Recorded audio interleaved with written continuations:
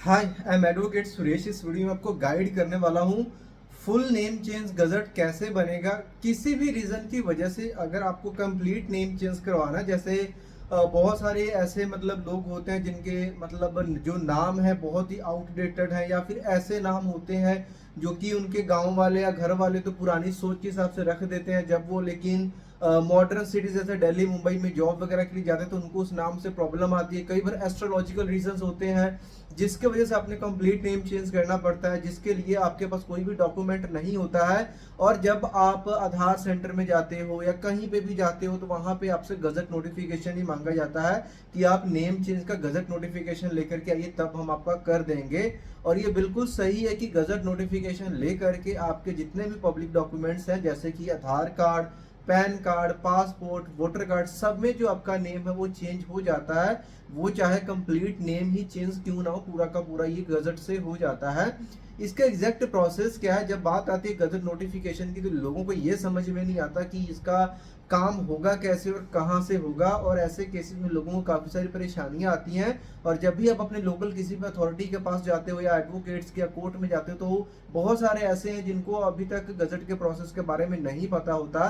तो देखिए, गजट का जो प्रोसेस है सिंपली आपको बताऊं तो 3 स्टेप्स में ही हो जाता है। इसके 3 स्टेप्स हैं। स्टेप्स थोड़े से कम्प्लेक्स हैं, जिसमें आपको जो डॉक्यूमेंटेशन तैयार करनी पड़ती है उसके लिए आपको हेल्प लेनी पड़ सकती है किसी एडवोकेट की, या जो भी इन चीज़ों में डील करता हो।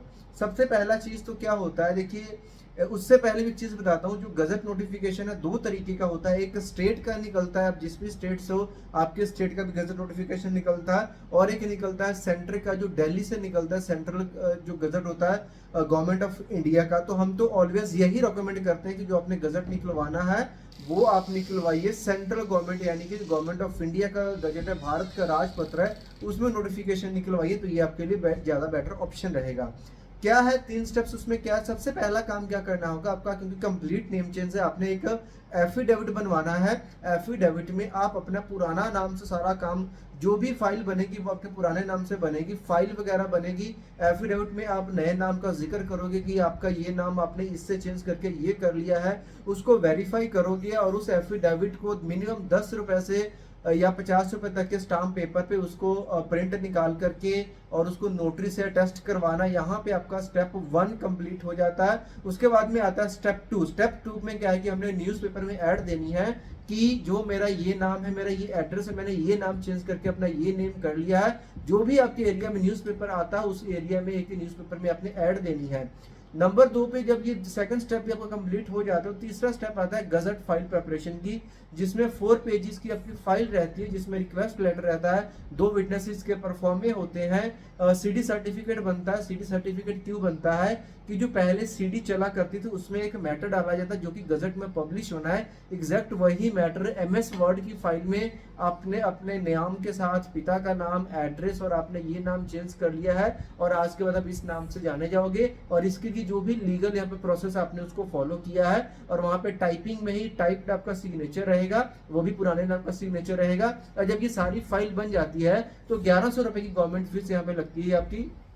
और जब फाइल को आप दिल्ली गजट ऑफिस में जमा करवा देते हो, 2 से 4 हफ्ते के अंदर जो गजट नोटिफिकेशन है वो पब्लिश हो करके egazette.gov.in के ऊपर पब्लिश हो जाता है, जिसको अब दोबारा आपको गजट ऑफिस जाने की जरूरत नहीं है। उस वेबसाइट से आप उसको डाउनलोड करोगे, जिसका एक तो फर्स्ट पेज और एक वो पेज जिसपे आपका नोटिफिकेशन आया, दोनों के आप जितने मर्जी सेट्स बना सकते हो प्रिंट निकाल करके। और फिर जहां कहीं पे भी आपको चेंज करवाना आप करवाते रहिए। अब मान लीजिए कोई ऐसा डॉक्यूमेंट रह जाता है जिसमें आप चेंज नहीं करवा पाते हो, तो उस केस में पुराने नाम वाला डॉक्यूमेंट अगर आप कहीं पे दे रहे हो, साथ में उस गजट नोटिफिकेशन को दोगे तो भी आपका काम चल जाएगा। तो यहाँ पे आपके जो सारे डाउट्स है वो क्लियर हो जाते हैं। अब कुछ यहाँ पे क्वेरीज आती है कि जो हमारी मार्कशीट्स है उनमें हम क्या करें। देखिए, मार्कशीट्स के लिए भी कुछ बोर्ड्स ने तो नया मार्कशीट इशू करके देना स्टार्ट कर भी दिया है, तो आप अपने बोर्ड से बात कर सकते हो गजट के बाद अगर वो चेंज करके देते हैं तो। अगर चेंज नहीं भी करवाते हो तो भी जो आपका नया नाम है वो चलेगा। पुराने नाम वाले मार्कशीट को जहां कहीं पे भी आपने देना है साथ में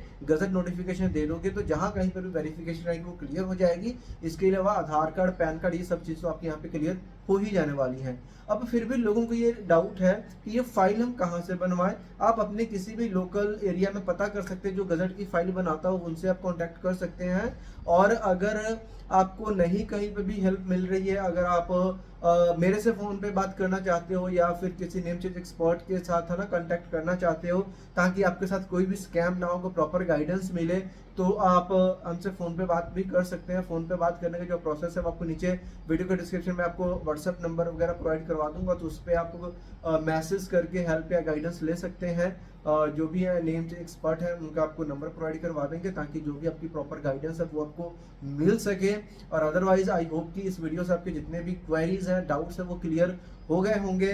तो इसके अलावा कोई डाउट क्वेश्चन है तो हमने बहुत सारी पहले भी वीडियोस बना रखी हैं, आप उनको देखिए। और फिर भी कोई डाउट क्वेश्चन आप हमें मैसेज या व्हाट्सएप पे भी कांटेक्ट कर सकते हैं। उम्मीद करता हूँ आपको वीडियो अच्छी लगी होगी। मिलते हैं नेक्स्ट वीडियो में किसी और इन्फॉर्मेशन के साथ, किसी और एजुकेशन के साथ। तब तक के लिए बाय बाय।